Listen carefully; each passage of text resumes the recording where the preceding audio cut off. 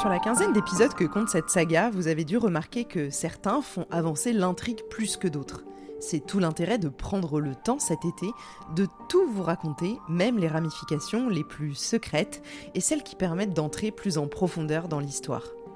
Cette affaire est tellement étendue et le poison si profondément imprégné dans les chairs de la société de l'époque que Louis XIV, ses ministres et sa chambre ardente ne peuvent décemment pas poursuivre tous les protagonistes. Certains accusés sont innocentés après avoir été pris malgré eux dans les filets venimeux des empoisonneurs. Pour d'autres, ce sont les preuves qui manquent pour les faire enfermer et les décapiter. C'est le cas pour l'épisode d'aujourd'hui, car même s'il a été inquiété par la rumeur de la cour, notre homme n'a jamais mis un pied dans les cachots de Vincennes. Je suis Camille Debreuil et je vous raconte aujourd'hui la disgrâce de Jean Racine.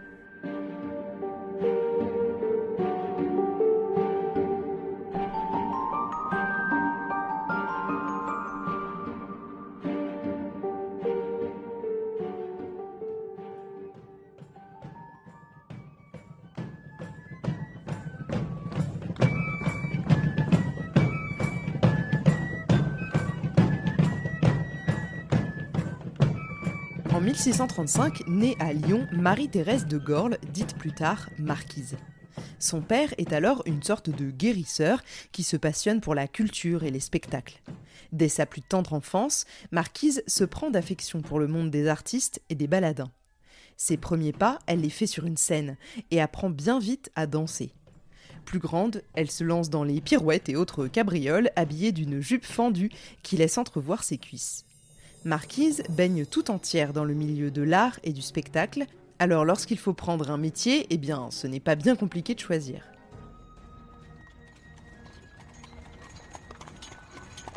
À 17 ans à peine, toujours à Lyon, elle voit débarquer dans sa ville une troupe de pauvres comédiens, un peu miteux, si vous voulez mon avis. Ils n'ont pas beaucoup de succès, mais très rapidement, pourtant, Marquise se mêle à la bande et commence à danser pour les spectacles que crée le metteur en scène. Il écrit également des pièces et tente de coordonner tout ce beau monde. Cet homme, qui pour le moment n'est personne, c'est Jean-Baptiste Poquelin. Pour le moment, il est bien loin de devenir Molière et encore plus loin de la célébrité. Dans cette troupe de joyeux lurons, il y a aussi René Berthelot, que tous surnomment Gros René. Mais son nom de scène en vérité, c'est Duparc. Ça vous donne une idée du gars. Il est un peu pâteau, mais Marquise l'aime bien. Et lui, il la trouve magnifique. Il faut dire que Marquise est jeune, très belle, et qu'elle danse merveilleusement bien. Gros René tombe fou amoureux d'elle et l'épouse à l'église Sainte-Croix l'année d'après, en février 1653. Elle a 18 ans et à ses côtés son seul témoin, Molière. Heureusement, Gros René n'est pas un mari jaloux. Sa jeune épouse est très courtisée, mais elle repousse tous les autres soupirants, et ce malgré sa beauté évidente, qui pourrait lui obtenir les faveurs de n'importe lequel de ces messieurs, y compris celle de Jean-Baptiste Poquelin, aka Molière, lui-même qui, dit-on, aime à posséder toutes les femmes de sa troupe. Marquise, dite maintenant la Duparc, en référence au nom de scène de son époux, reste très inaccessible. Un peu hautaine, elle prend un malin plaisir à garder ses distances avec tous ses prétendants. Gros René n'est pas le prince charmant, et Poquelin est insistant. Mais malgré tout, elle se plaît bien dans cette petite troupe qui sera bientôt propulsée par Armand de Bourbon, prince de Conti, frère du grand Condé et cousin du roi Soleil.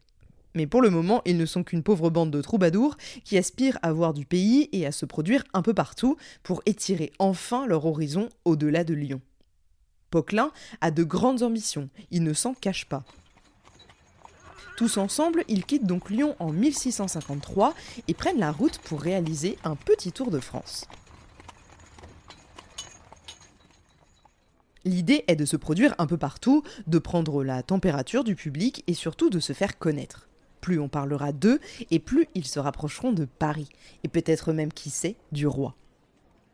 Lors d'un spectacle donné à Rouen, la Duparc rencontre du beau monde parmi les artistes, et notamment Corneille, qui a déjà la cinquantaine, est marié depuis un bail et père de 7 enfants. Pourtant, il se prend instantanément de passion pour cette jeune femme gracieuse, et malgré le fait qu'elle soit mariée, et qu'il fasse clairement la queue derrière une horde de prétendants avides qu'elle fasse le moindre faux pas dans son mariage, il lui avoue ses sentiments. La Duparc n'est pas une femme facile, alors quand elle entend Corneille déclamer son amour en poème, elle lui offre en retour son amitié sincère, dont il n'a que faire, vous vous en doutez bien. Il n'a pas vraiment envie d'être ami avec la dame, alors il insiste et tout au long du séjour de la troupe à Rouen, il continue de lui écrire des vers brûlants d'amour. Puis comme de toute évidence, elle ne cède pas du tout à ses avances, il emboîte sa stratégie avec des vers irrités qui la rabaissent. Le schéma classique. Je t'aime, tu me rejettes, je t'humilie, la base. Mais alors quand le frère de Corneille s'y met aussi et tente de lui faire la cour, il est clairement temps de tirer sa révérence et de quitter Rouen. La troupe de Jean-Baptiste Poquelin arrive finalement à Paris, protégée maintenant non plus par Armand de Bourbon, mais carrément par Monsieur, le frère du roi Louis XIV. Malgré cette proximité directe avec la cour et la famille royale, le couple Duparc se désolidarise un temps avec la troupe de Molière. Tous les deux ont soif de succès et ont de l'ambition. Et après n'avoir connu que leur minuscule troupe de province, ils rejoignent avec entrain la troupe du Marais, des rivaux de Molière.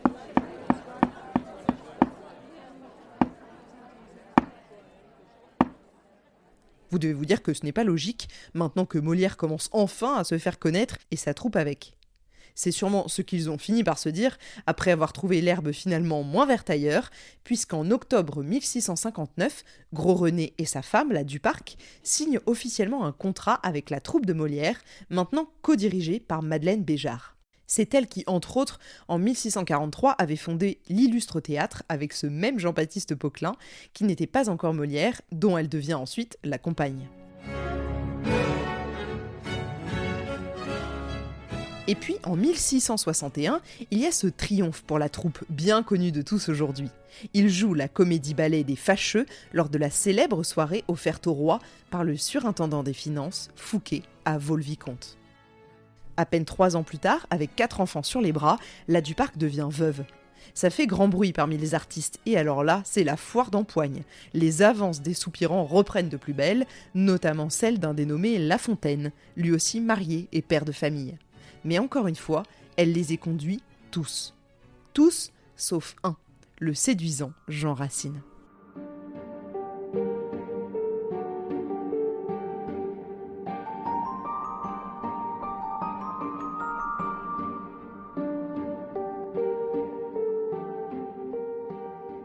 Au printemps 1667, Racine lui fait quitter officiellement la troupe de Molière et la fait rentrer dans celle de l'Hôtel de Bourgogne.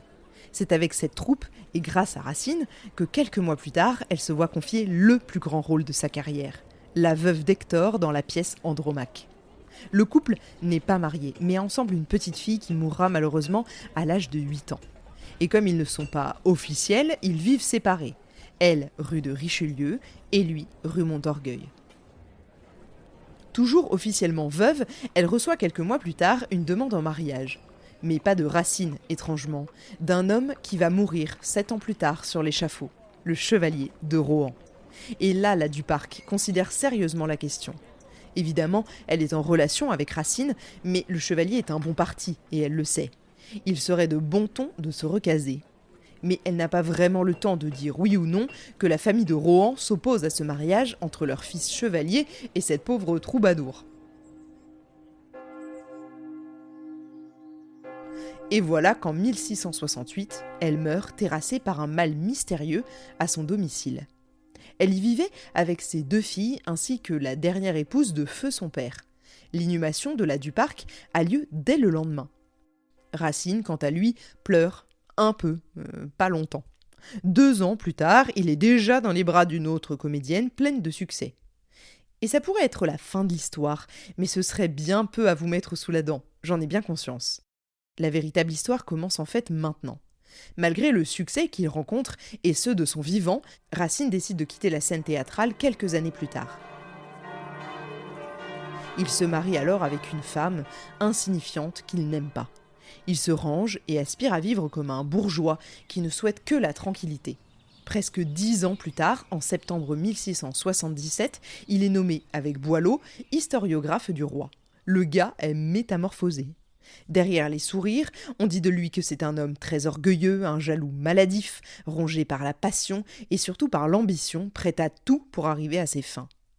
Si je vous raconte tout ça, c'est parce que le 11 janvier 1680, une lettre de cachet est prête à être envoyée, posée sur le bureau du ministre de la Guerre, Louvois. Et cette lettre, le dramaturge ne la recevra jamais. Celle qui est à l'origine de cette lettre, vous vous en doutez peut-être, c'est Lavoisin. Elle accuse Jean Racine d'avoir empoisonné sa maîtresse, la comédienne Duparc. Si vous vous souvenez, dans l'épisode qui concerne la Delagrange, il y avait aussi eu une mention de cette disparition. Et la Delagrange, elle, soupçonnait Lavoisin et le comédien Béjart, le mari de Madeleine, qui avait quitté la troupe de Molière en 1670. Mais Lavoisin, elle, est persuadée que c'est bien le dramaturge qui a été le commanditaire de cette mort soudaine de la Duparc. Et si elle a l'air tellement au courant, c'est parce que Lavoisin et la comédienne se connaissaient.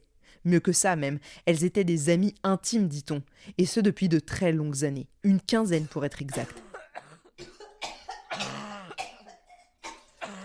Et voilà que subitement, cette jeune femme pleine de vie tombe malade d'un seul coup et ne s'en remet pas. Étrange.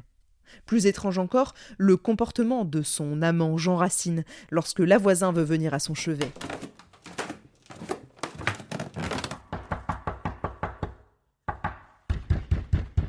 Il lui barre la route à elle et à d'autres de ses amis. Ainsi, personne ne lui a rendu visite. Personne n'a pu lui parler, la voir, tenter de comprendre ou peut-être même de la soigner. Racine interdit à quiconque de s'approcher de la chambre de sa maîtresse. Il n'y a que sa femme de chambre qui est présente auprès d'elle, mais personne d'extérieur au foyer. Cette femme de chambre rapportera d'ailleurs plus tard que, sentant la faim approcher, Racine aurait simplement récupéré la bague en diamant au doigt de sa comédienne adorée. Avouez que ce n'est pas exactement le comportement qu'on attend d'un amoureux éploré par le chagrin et porté par le deuil prochain de celle qu'il aime. Dès lors, Lavoisin suspecte un empoisonnement. Et vous savez qu'elle en connaît un rayon. Dans le doute, l'araignée demande quand même à Lavoisin si ce n'est pas elle qui a été mandatée pour tuer la Duparc avec ses poudres et ses onguents. Mais l'empoisonneuse s'emporte. Comment aurait-elle pu ? Elle qui appréciait profondément son amie la comédienne, elle préférerait rayer de cette terre ceux qui s'en sont pris à elle. L'araignée n'ose croire à la culpabilité du dramaturge Racine, si estimé pour son talent artistique. Pourtant, dans un coin de sa tête, il ne peut s'empêcher de penser que Lavoisin, aussi maléfique soit-elle, n'a jamais chargé quelqu'un à tort. À sa connaissance, elle n'a jamais calomnié, jamais inventé. À chaque fois qu'elle a parlé, tout a été vérifié. Seulement, je dois vous dire que si cette lettre d'arrestation pour Jean Racine n'a jamais été envoyée, c'est parce qu'en réalité, il n'y a aucune preuve contre lui. Il est estimé dans son domaine, mais sa réputation personnelle est terrible. Ses contemporains le détestent, mais ce n'est pas une raison suffisante pour en faire un tueur.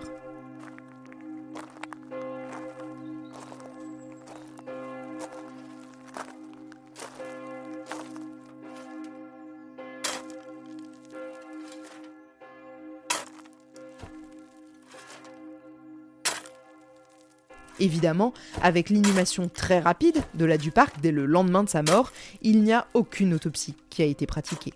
On ne savait peut-être pas encore reconnaître le poison de la mort naturelle, mais on aurait peut-être pu écarter d'autres pistes. Car une autre théorie sur la mort de la Duparc est l'avortement clandestin. On dit qu'elle serait tombée enceinte du dramaturge et qu'elle aurait décidé de se faire avorter clandestinement, tant cela aurait nui à sa carrière, sans compter qu'il n'était pas marié. Sauf que la Duparc est inhumée religieusement. Un accident d'avortement n'aurait donc pas été possible. En effet, les hommes et les femmes de théâtre étaient particulièrement mal vus de l'Église, et au moment de la mort, s'ils souhaitaient être religieusement inhumés, ils devaient renoncer à la comédie. C'était l'usage. L'urgence d'un avortement qui tourne mal n'aurait jamais permis à la Duparc d'avoir le loisir et même le temps nécessaire pour faire venir un prêtre et renoncer ainsi à la comédie.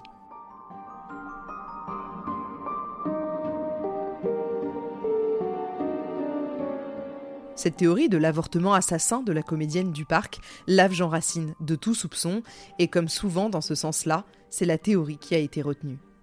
S'il était mort dans de pareilles circonstances, la Duparc aurait fini au bout d'une corde, sans aucun doute, mais après tout, qui pourrait croire qu'un célèbre homme de théâtre puisse aussi être un assassin ? Sûrement protégé par des forces dont nous n'avons même pas connaissance, Racine ne sera jamais inquiété par la police de Louvois, et son nom ne sera pas davantage sali. Pour autant, on ne peut s'empêcher de penser que la jalousie maladive de cet homme, juste après la demande en mariage du chevalier de Rohan à la Duparc, aurait pu lui faire commettre l'irréparable. Vous ne croyez pas ? C'est la fin de cet épisode, merci à tous pour votre écoute et pour vos nombreux retours sur ces épisodes de la saga de l'été. Je vous donne rendez-vous dans quelques jours pour le prochain et n'oubliez pas de les partager autour de vous.